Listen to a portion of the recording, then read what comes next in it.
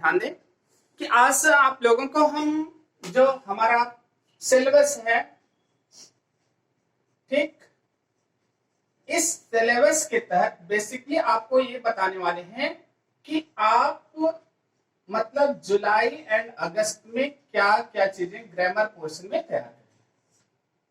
ठीक, कब? जुलाई और अगस्त महीने में ग्रामर पोर्शन में क्या कंप्लीट करेंगे। क्योंकि अभी आप लोग क्लास 11th में हैं, ध्यान दीजिए, और अभी आपकी क्लास बिगिन हुई है। अभी क्लास 10th आप पास आउट होके आए हैं और आपको ये पता करना है कि क्लास 11th में पढ़ा क्या जाएगा। जो आप पढ़े हैं क्लास 10th में या 9th में, उसको कैसे 11th में आप कोरिलेट करेंगे। ठीक, यहां पर हम देखिए बहुत संक्षिप्त में चर्चा करने वाले हैं और आपको इसी टारगेट के तहत अपनी स्टडी प्रारंभ करना है। बहुत ज्यादा प्रॉब्लम नहीं क्रिएट करना आपको। देखिए, अगर हम लिटरेचर पोर्शन में आपको बता दें, किसमें? लिटरेचर में। अब आपको यहां बता दे रहे हैं जुलाई और अगस्त में 2+2+2 इतना लेसन आपको पढ़ना है। मतलब 2 lesson prose, 2 lesson poetry, 2 lesson short story, मतलब सप्लीमेंट्री। तो 6 लेसन आपको पढ़ना है जुलाई अगस्त के सिलेबस में। आप कंप्लीट कर लेंगे, लगभग एक लेसन कंप्लीट हो गया है, एक लेसन और कंप्लीट करना है, यहीं से आपका पाठ्यक्रम बनेगा। तो ये आपका पोर्शन हो गया। लिटरेचर पोर्शन में आपको 2-2 चैप्टर पढ़ना है। ठीक, देखिए ग्रामर पोर्शन में आपको कंपोजिशन पढ़ना है। तो कंपोजिशन को हम मान लीजिए हम 3rd लेसन बताते हैं आपको। इस कंपोजिशन के तहत बेसिकली आपको जो अभी हम सिखाएंगे वो लेटर राइटिंग, लेटर में दोनों चीज हो गया, आपको एप्लीकेशन भी बता देंगे, लेटर भी बता देंगे। ठीक, और इससे राइटिंग, इसको आपको बताया जाएगा। लेटर राइटिंग और इससे राइटिंग ये आपको बता दिया जाएगा। ये जुलाई और अगस्त के सिलेबस में आप लेटर राइटिंग अच्छी तरीके से सीख लेंगे और इससे राइटिंग सीख लेंगे। एक कंपोजिशन पोर्शन में आप लोगों को कुछ चीजें तैयार करने के लिए बोला जाता है, आप लोग अपने से याद भी करते हैं, उसको आप लोग याद करेंगे। ठीक, देखिए बात आती है जो आपको बेसिकली ध्यान देके पढ़ना है, इसको समझ लीजिए। क्योंकि आपको पढ़ना है नरेशन, ट्रांसफॉर्मेशन,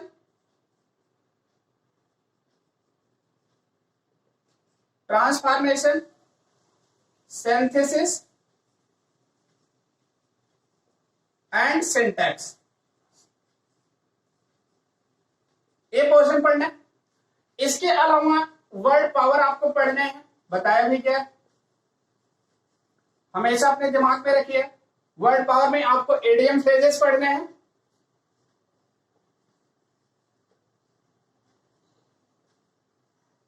एडीएम फ्रेजेस,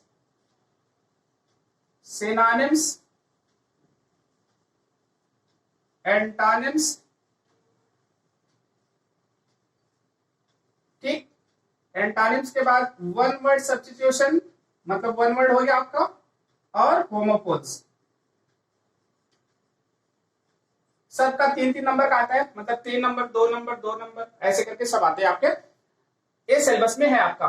तो इसको आपको अपनी बुक से तैयार करना है। अभी तक जो हम बता दे रहे हैं जुलाई अगस्त में आप लोगों को अपनी किताब से 25 इसको तैयार कर लीजिएगा, 50 इसको, 25 वन वर्ड और होमोफोन्स 25 पेयर्स। ठीक, तो आप लोग इतना, जो आपकी किताब है ना, एक्सेलेंट किताब चल रही है, उसमें से आप लोग इडियम फ्रेजेस 25 लर्न कर लेंगे, मतलब 1 से 25 तक। Synonyms 50, antonyms 50 word, one word 25 और होमोफोन्स कितना? 25। अप्रॉक्सीमेट इसी में से पूछा जाएगा, या कुछ एक्सपेक्टेशन ऐसे की जाती है उसमें से पूछ लिया जाता है बाहर से, जो ये समझा जाता है कि आपको तैयार होगा। या हो सकता है लिटरेचर की बुक बताते समय कोई सिनोनिम्स या एंटोनिम्स आपसे पूछ लिया जाए और उसको भी परीक्षा में पूछा जा सकता है। लेकिन अगर बुक से पूछा जाएगा वो 25 के 25, 50 एंड 25 के अंदर आपसे पूछा जाएगा। ठीक, इसको आप लोग रेडी करके रखेंगे। जहां बात आती है नरेशन की, ठीक है, और बात आती है ट्रांसफॉर्मेशन की। ठीक, नरेशन में आप लोगों को 1 जुलाई और अगस्त में कंप्लीट कर दिया जाएगा, मतलब कंप्लीट हो जाएगा ये टोटल आपका। इसको पूरी तरीके से आपको पढ़ना है। किसको? इसको, मतलब नरेशन को। और इसके बाद एक जो ट्रांसफॉर्मेशन है, ट्रांसफॉर्मेशन में आपको वॉइस पढ़ा दिया जाएगा, मतलब एक्टिव वॉइस कैसे हम पैसिव में चेंज करते हैं ये आप जानते हैं, या पैसिव को कैसे एक्टिव में चेंज करते हैं। एक टॉपिक यहीं पर और लेंगे, वो है रिमूव एडवर्ब टू। केवल 2 टॉपिक यहां से आपको पढ़ेंगे, ठीक। रिमूव एडवर्ब टू और वॉइस आपको पढ़ेंगे। देखिए सिंथेसिस, क्योंकि आपका हम केवल परिचय कराएंगे सिंथेसिस से, अभी बेसिकली कोई टॉपिक पढ़ाएंगे नहीं।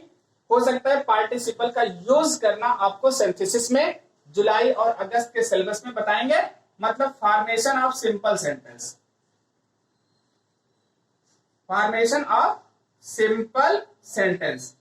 क्योंकि देखिए कोर्स लंबा है, इसको 11th और 12th दोनों मिलाकर के पढ़ाते हैं, इसलिए समय लगता है। तो इसलिए हमने आपको किताब में बताया था, अपनी कॉपी में चारों टॉपिक अलग अलग बनाइएगा, जो टॉपिक पढ़ाया जाएगा उसको उसमें कंप्लीट कर लीजिएगा। ये जो सिंटैक्स है ना, इसमें जो आपसे पूछा जाएगा वो बेसिकली टेंस से पूछा जाएगा, आर्टिकल से पूछा जाएगा, ठीक, वॉइस से रिलेटेड पूछा जाएगा और नरेशन से रिलेटेड पूछा जाएगा। मतलब ये 3 टॉपिक से रिलेटेड आपसे क्या पूछा जाएगा? सिंटैक्स पूछा जाएगा। मतलब टेंस आप लोगों को पढ़ाया जा रहा है, टेंस आप लोग अच्छी तरीके से पढ़ेंगे, क्योंकि यहां पर हमने एक चीज नहीं लिखा, ट्रांसलेशन। तो ट्रांसलेशन आपका हिंदी टू इंग्लिश करने के लिए आएगा और टेंस बेस्ड होगा।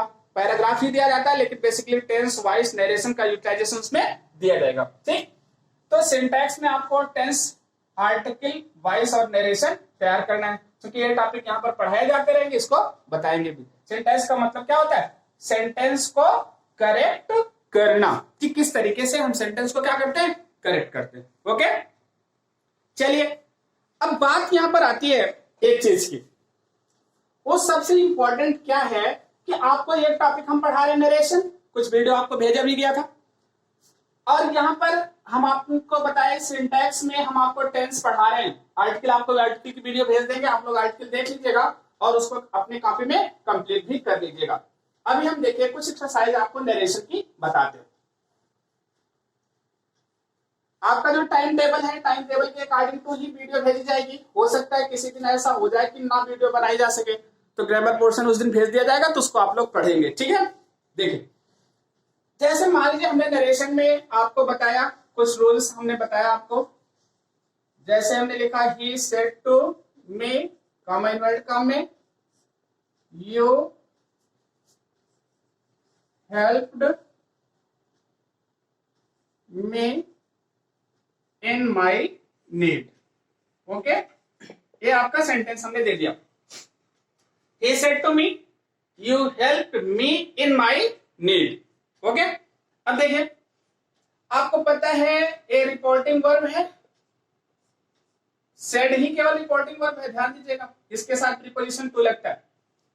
ए ऑब्जेक्ट है रिपोर्टिंग वर्ब का, आपको बताया गया, आप लोग अच्छी तरीके से समझ रहे हैं। ए सब्जेक्ट है ना, ये चीजें, ही सब्जेक्ट हो गया, सेड टू रिपोर्टिंग वर्ब हो गया, मी क्या हो गया? ऑब्जेक्ट हो गया। ओके, देखिए यहां पर ए आपका रिपोर्टेड स्पीच, मतलब पार्ट्स ऑफ रिपोर्टेड स्पीच, ये वाला टॉपिक आपका रिपोर्टेड स्पीच का। अब आपको इनडायरेक्ट में चेंज करना है, तो इनडायरेक्ट में चेंज करने के लिए करना क्या पड़ेगा? आपको पता है हम यहाँ काइंड्स ऑफ सेंटेंस देखते हैं, तो ये काइंड्स ऑफ सेंटेंस आपका एसर्टिव है, तो एसर्टिव के अकॉर्डिंग को हम यहाँ पर सेड को किस में चेंज कर देंगे?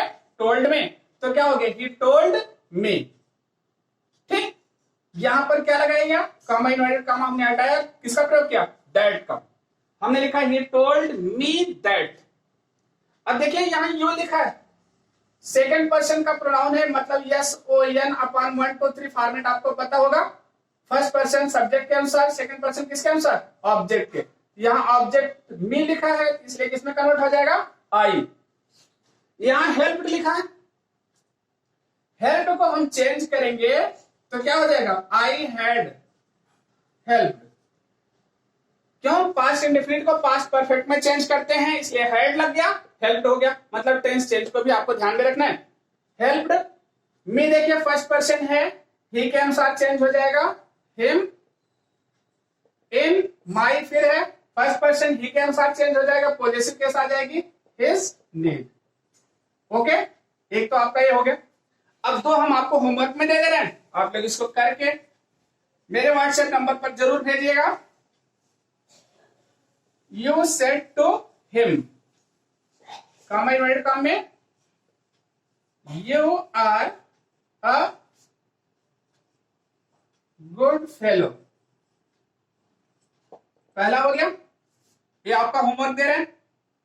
हमने लिखा सी सेड टू, यहां टू लगा लीजिएगा, मी, ठीक, हमने लिख दिया वेयर डू यू लिव।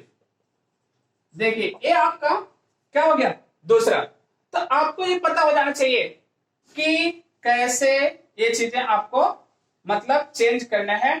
तो ये जितने स्टूडेंट इसको करके भेजेंगे व्हाट्सएप नंबर पर चेक करने के लिए, तो ये जानेंगे कितने लोग ही अभी क्या कर रहे हैं, इंग्लिश की क्लास अटेंड कर रहे हैं या पढ़ रहे हैं। Okay, thank you for this class. आप लोग स्ट्रेटजी बना लीजिए, इसी तरीके से इसी पैटर्न पर आप लोगों को जुलाई और अगस्त में पढ़ना है। Okay, thank you for this class.